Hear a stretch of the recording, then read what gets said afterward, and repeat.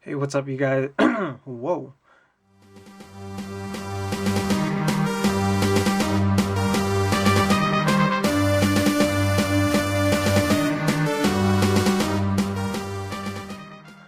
Hey, what's up, you guys? This is MCLegoboy here with 75311 Imperial Armored Marauder, 478 pieces of Mandalorian Season 2 awesomeness. This is a great looking vehicle. It's reminiscent of the vehicles that we saw in Star Wars Rebels. I think it's a variation on like that same type of ship, because I mean there's a number of differences between the two, but I think even like this might be a variation on what we saw in the chapters 7 and 8, but this is really more combining moments from chapters 12 and 14, the siege and the tragedy. So in the set we get Greef Karga, we get an artillery stormtrooper and 2 other stormtroopers. 478 pieces, goes for $40, so that is a fantastic value in terms of price per piece. And it's a nice little compact set. It looks like it's got a ton of little features on it. It's got a number of stud shooters on it. I know some people have an issue with that, but it doesn't bug me one bit. So I guess we will get to building now. So let's get this pocket knife out so we can cut the like a little bit of tape on it. Kids, do not play with pocket knives. Get somebody that is responsible to help you open your package if you don't want to end up like just tearing the tape off. That always looks not good. So, you know, we'll see how bad Lego has screwed up the instructions on this. We got 1, 3. Oh, very good, very good, very good indeed. So we got a folded up instruction book. We have 4 bags, and looks like there are no stickers, so already a positive. Yeah, so looks cool. I'm gonna build it now, and see you guys soon.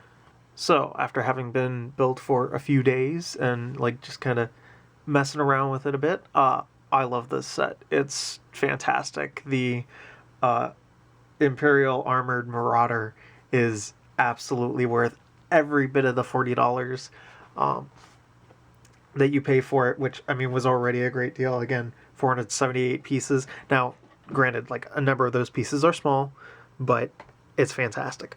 But let's get on to the minifigures. So here we've got Greef Karga, Carl Weathers himself, and he looks very nice. The dark brown hands actually threw me off for a second. I was like, wait a minute, that doesn't match the skin tone, and I forgot that he wears gloves that are darker. This nice dark brown leather, and it threw me for a second. I was like, what is that? He does not come with an alternate face, however, so this is what you have for him, and you know, it works. I wouldn't have minded an extra face with a smile, only because, you know, he's so charming. But the rest of him looks absolutely fantastic. Looks just like the episode. I actually watched it earlier today, to get some to do my research a bit more. The next figure that you build is the what do they call this guy? An artillery stormtrooper. Or, you know, he's the guy that does the mortars. So this stormtrooper uses the new stormtrooper head, of course. Like, everything's going to be using that new stormtrooper head, really. So it's not really worth talking about. But I will say that it has grown on me quite a bit since the days of the dewback Comes with a generic face underneath. I think I've heard it referred to as the Lex Luthor head because, you know, that's the head they use for Lex Luthor sets. So yeah, I'll take the backpack off using white lightsabers. I know that they've been around, but I don't think I've ever received any, and if I have, I've forgotten that I have. Got a little bit of different printing on the back, but, you know, that's covered up. It always makes me wonder why they include some back printing on some things, although here it actually did make sense. You could still see a good portion of it, so makes sense, works. Here's the inside of the Stormtrooper helmet, all that over molded type stuff. And you got some printing on the legs too, so this is a very nice looking Stormtrooper. Very good. I'm surprised that he doesn't come with any sort of weapon, even just like a simple blaster, but he's got this mortar cannon, so that's pretty cool. Just very simple. A few circular bricks and a few other things, antennas and stuff. And it can really only be in this one angle. It can't really change angles all that much. It could go higher up, but it can't go lower. And part of the reason why is because that clip bumps into the plate that it's on. So try and go a little lower and it just pops right off. But it's a neat little thing, pretty cool. From the episode The Tragedy, that's where this guy is from. And then following that, we do have two unique figures in a sense. They are just your generic Stormtroopers. Although I'm not even really sure what that means anymore because they keep changing prints on these guys. So who knows how new or not new they are. There's a back for you. And underneath, we've got a lady, and I don't know, somebody related to Finn because, you know, all the black people are related in Star Wars. That's racist! So yeah, just interesting that they're throwing on different faces under helmets these days. I imagine that Finn was like a big game changer in the sense that, like, not just Star Wars, but like for Lego themselves, they were like, oh, hey, like we can actually throw anybody under these helmets because Stormtroopers, quick history, Stormtroopers had plain yellow heads underneath their heads, and then the TIE Fighter pilots had just a brown head underneath, and I imagine that that was to kind of keep some cohesive color with the characters, because like you've got this black armored character, and then all of a sudden there's this bright yellow that you can see on it. It would look weird. Although, again, like, why didn't they just do it with the Stormtroopers as well, of like having a black head? But anyway, then they went to flesh heads when all the licensed sets changed their minifigures to flesh tones. Then they had plain black heads underneath, and then they had the printed black heads, and then they started adding more just normal heads underneath. Either it was a clone trooper head or it was like the same head a bunch of times, but now we're getting a whole bunch of different heads. So now you have three wholly unique people that can be in Stormtrooper stuff. So like, say you're making an Imperial base, you don't have to go hunting for all your different minifigure heads. You can actually just use ones from the sets, and that's actually kind of cool. So neat. So now that we've covered the minifigures, let's talk about the Marauder itself, which was tons of fun to build. Number of little snot areas and things like that. When you're building those things, obviously it's not too like incredible. It's mainly just like plates and bricks stacking on one another, but then you attach it to the rest of the ship, and it's like, okay, now this one's going sideways, or it's at an angle, or it's upside down, or whatever, you know. Pretty cool. And just right off the bat, like, it looks just like it did in the show. It's great. And then it comes with extra things that weren't really seen or utilized in the show, which pretty cool. So the way it starts off, you build basically the main body. You've got seating areas. You build these little side bits. You build the back gun and then the front. So I guess we'll kind of talk about it like that. But you got hatches everywhere. This one, you just have to stand a minifigure up inside. We got hatches here. We got doors on both sides of this. There we go. This thing opens up. And then we got these things on the sides. On both sides. You get a crate in each of them. And the instructions never said to store the extra studs for your blasters, your little stud shooters. But I did that anyway. It only really works if you stack them on the tube on the inside, and then you close it up like that. We've got an Imperial logo on both sides, and in Arabic it says cargo. So that's pretty cool, and I didn't have to look that up this time. I'm gaining my nerd cred. I was actually able to read this without doing any work. I know that was an A, I know that was a G and an O, and I'm like, it's got to be something, and a cargo. So yeah, that's how you read Arabic, people. You just learn a couple letters and then you take a guess of the rest. What's also great about this set is that you're able to fit every minifigure into it, even if like they wouldn't belong story-wise. You can open up this hatch up top, take your artillery trooper. Whoop. He's got to sit in the back because there's room for his backpack.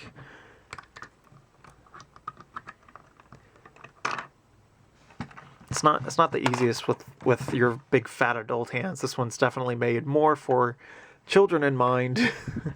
And in fact, I can't get him lined up now. There we go. And then this, it works best if you take the gun, you flip it sideways. Always helps. Sit this minifigure down, except you can't. Oh my gosh.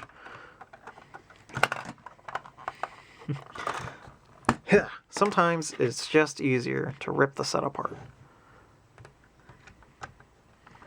There we go. When it comes to these doors, you open that up there. You can actually fit the mortar launcher in there, or the cannon. I don't really know what it would be called necessarily. This hatch opens up. You've got some printed a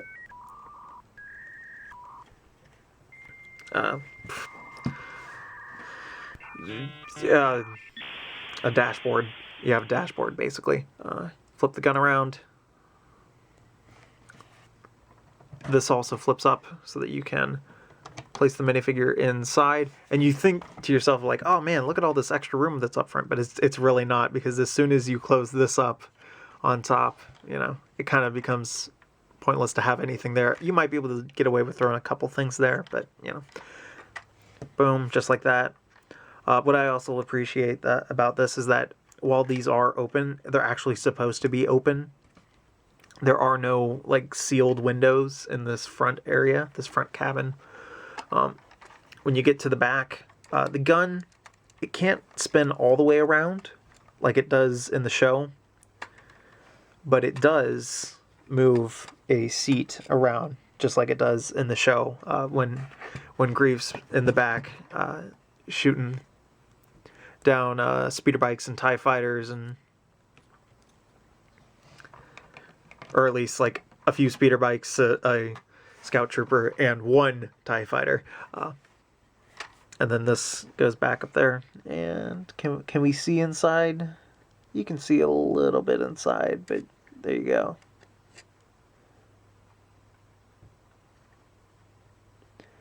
Yeah, there we go. You can see that he slowly turns around in there. So that's pretty neat.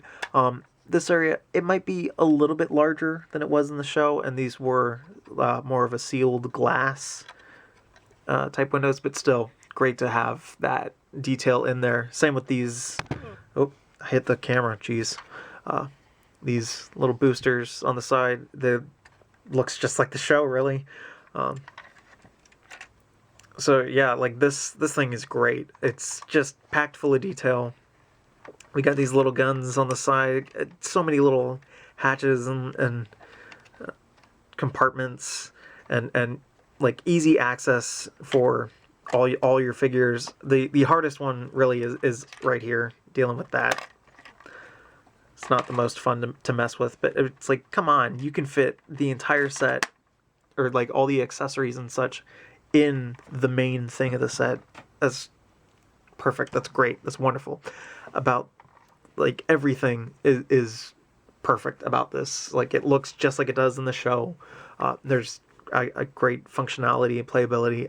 The only thing I would say is that the guns shouldn't be green. I know that a lot of Imperial guns are green.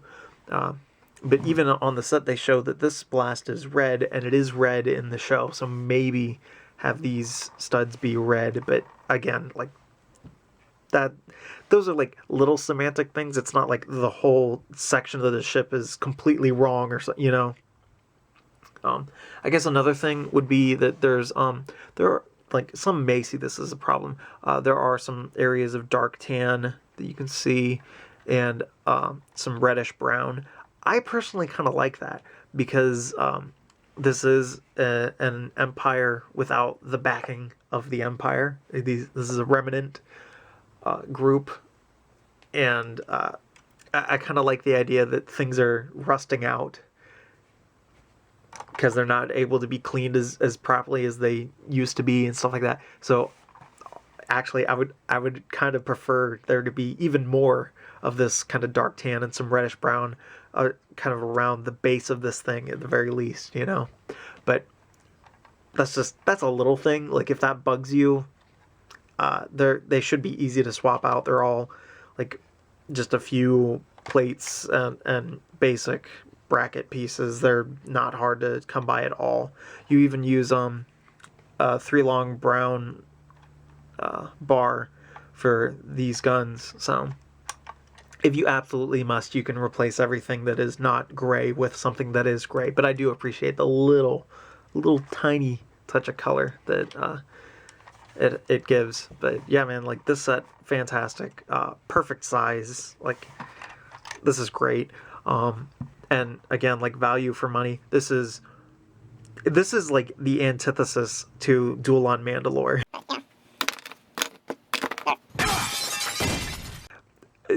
If anything, I'm complaining that there still aren't enough figures, but at the same time, there doesn't need to be. It's perfect as it is. There's plenty of conflict in the box already because you can either have it be this thing under the control of Greef Karga and everybody's shooting at him, or you can have Greef Karga on the outside and this thing rolls up with all the Imperials.